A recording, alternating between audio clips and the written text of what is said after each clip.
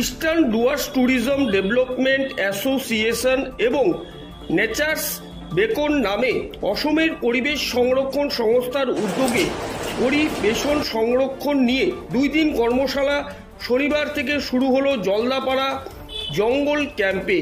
Eastern Dooars tourism ডেভেলপমেন্টের অ্যাসোসিয়েশনের সাধারণ সম্পাদক বিশ্বজিৎ সাহা জানান, প্রধান গুরুত্ব দেওয়া হয়েছে পরিবেশ সংরক্ষণে, কারণ মূল উপাদান হলো পরিবেশ। বিকল্প পর্যটন নিয়েও আলোচনা করা হয়, কারণ জঙ্গল দেখতে ইচ্ছুক পর্যটকদের সংখ্যা বাড়ছে।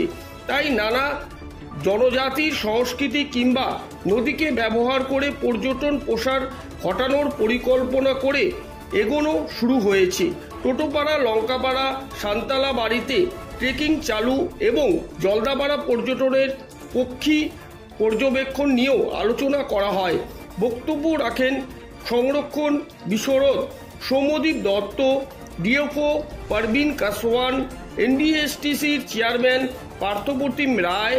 কোচবিহারের পর্যটন বিকাশের একটি দোতলা এবং একটি ইলেকট্রিক বাস চালুর প্রস্তাব দেওয়া হয় পার্থপ্রতিমকে।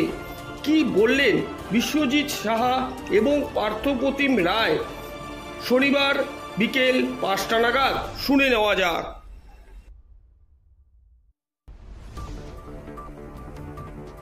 মেইন যে চিফ স্পোক্স পার্সন ছিলেন তিনি হচ্ছেন মাননীয় সৌম্যদীপ দত্ত মহাশয়। উনি আসাম গৌরব এবং ভারতবর্ষের 10 জন পরিবেশ সংরক্ষকের মধ্যে একজন। তারপরে ছিলেন আমাদের জলদাপাড়া ওয়াইল্ড লাইফ ডিভিশনের ডিএফও মাননীয় প্রবীণ কাসওয়ান মহাশয় এবং এনবিএসটিসির চেয়ারম্যান মাননীয় পার্থপ্রতিম রায় মহাশয় সহ আরও বিভিন্ন অর্গানাইজেশনের, যেরকম এতোয়ার জেনারেল সেক্রেটারি এসেছে।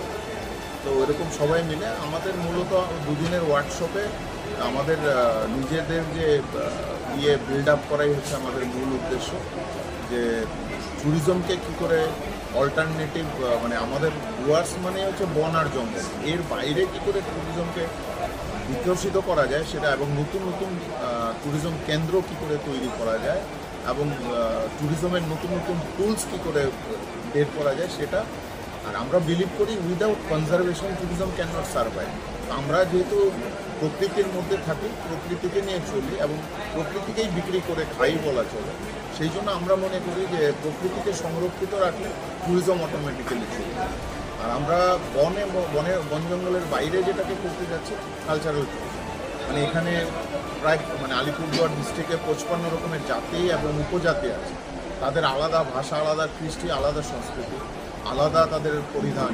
এই সমস্ত কিছুকে আমরা আগামী দিনে পর্যটকদের সামনে তুলে ধরতে চাই।